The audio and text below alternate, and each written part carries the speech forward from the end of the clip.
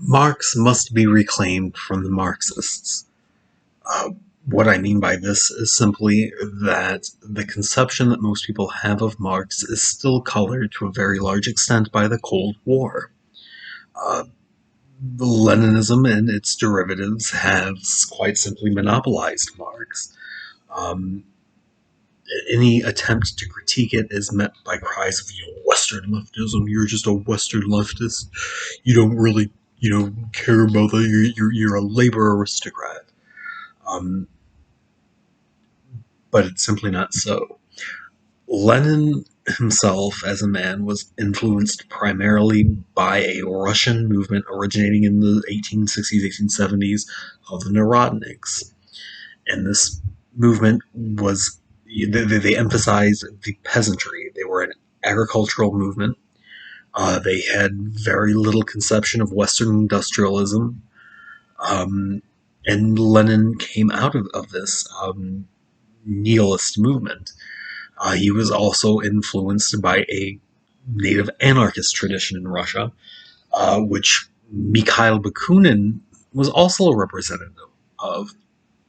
And it just so happens that Karl Marx dealt with the same arguments that Bakunin made, that Lenin himself would later advance. And in particular, in this work from 1874 called Conspectus on Bakunin's Statism and Anarchy.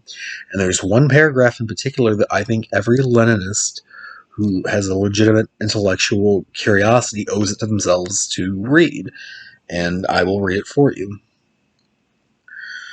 Schoolboy stupidity, a radical social revolution depends on certain definite historical conditions of economic development as its precondition. It is also only possible where, with capitalist production, the industrial proletariat occupies at least an important position among the mass of people. And if it is to have any chance of victory, it must be able to do immediately as much for the peasants as the French bourgeoisie, mutatis mutandis, did in its revolution for the French peasants of that time.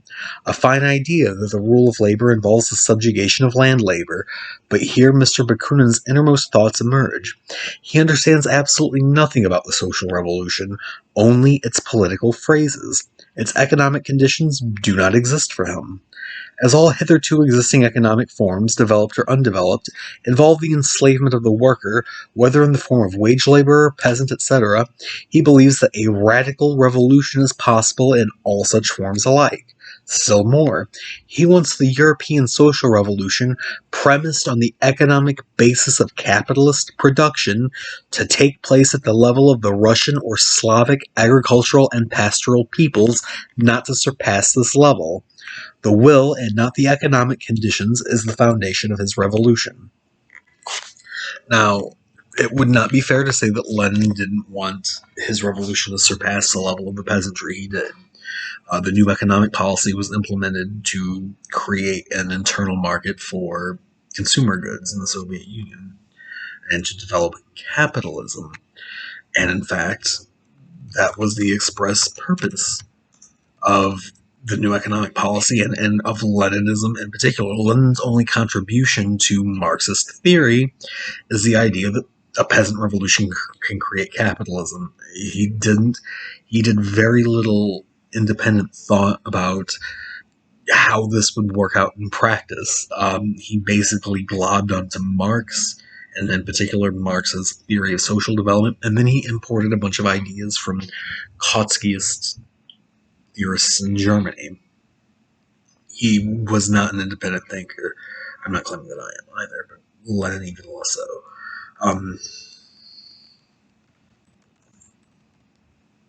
And in particular, in 1921, he published a work called The Tax and Kind, and I'll link this down below also, in which he justifies and defends the existence of state capitalism in Soviet Russia. And I'll quote from this at some length. This is Lenin. This is an extract from pamphlets that Lenin published in 1918. State capitalism would be a step forward as compared with the present state of affairs in our Soviet Republic. If in approximately 6 months' time state capitalism became established in our republic, this would be a great success and a sure guarantee that within a year socialism will have gained a permanently firm foothold and will have become invincible in this country. I can imagine with what noble indignation some people will recoil from these words. What? The transition to state capitalism in the Soviet Socialist Republic would be a step forward? Isn't this the betrayal of socialism? We must deal with this point in greater detail. Firstly, we must examine the nature of the transition from capitalism to socialism that gives us the right and the grounds to call our country a Socialist Republic of Soviets.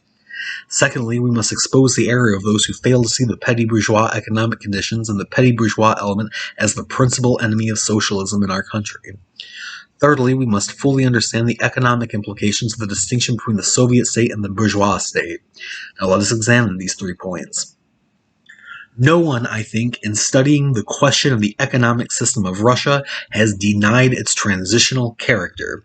Nor, I think, has any communist denied that the term Soviet Socialist Republic implies the determination of the Soviet power to achieve the transition to socialism, and not that the existing economic system is recognized as a socialist order.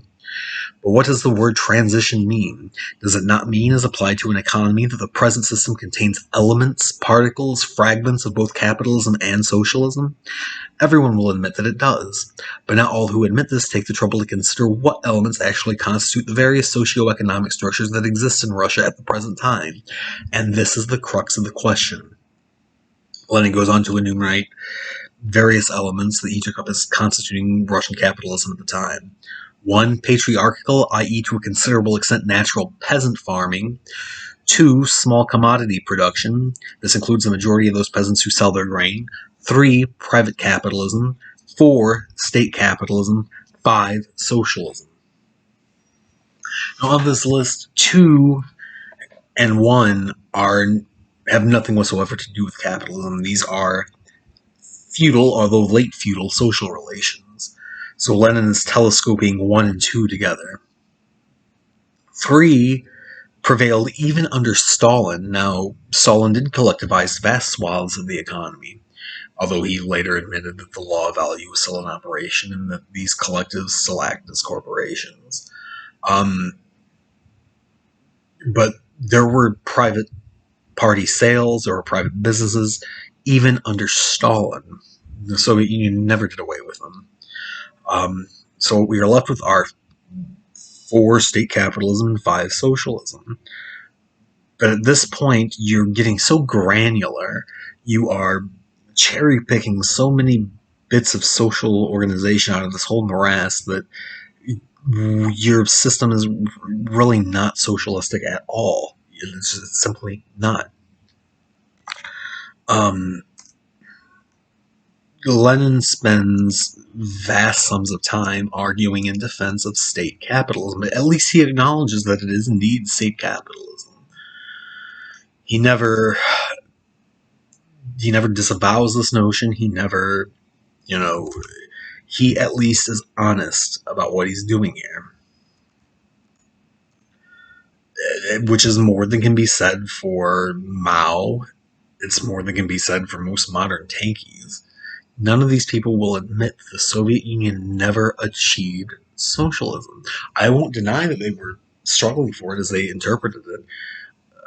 I will say that Lenin did his absolute best to shoot himself in the foot every single time. But it's just state capitalism, and it bears no relation to socialism.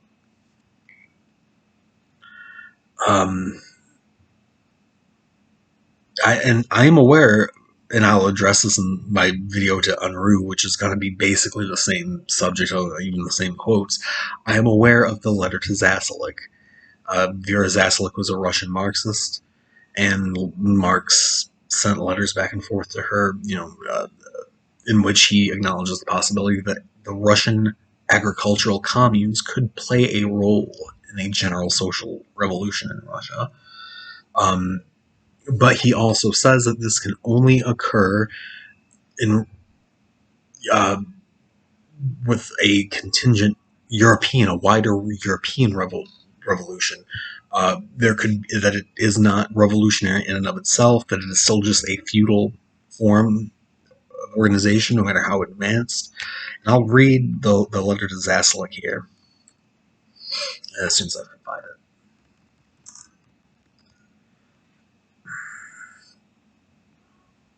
Here we are. I shall read the fourth draft, which is the most concise.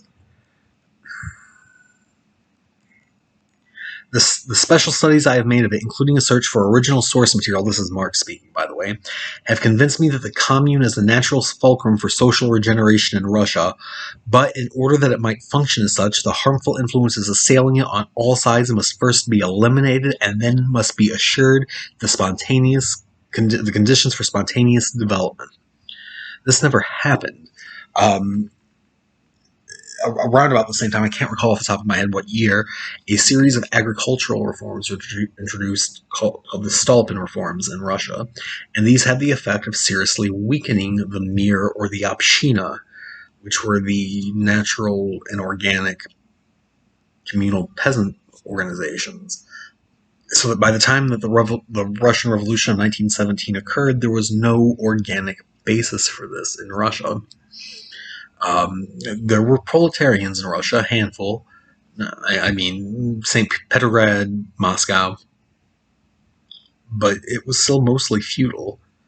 And you were never going to get to anything that was genuinely post-capitalist out of this motley mixture of peasant revolutionaries, lumpen proletariat, and a handful of Bolsheviks. It was never going to happen.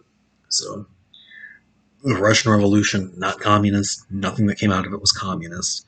And this whole channel is basically going to be devoted to this critique of the left and of official communism in an attempt to contribute in some small way to regaining Marx's initial sense of what communism was.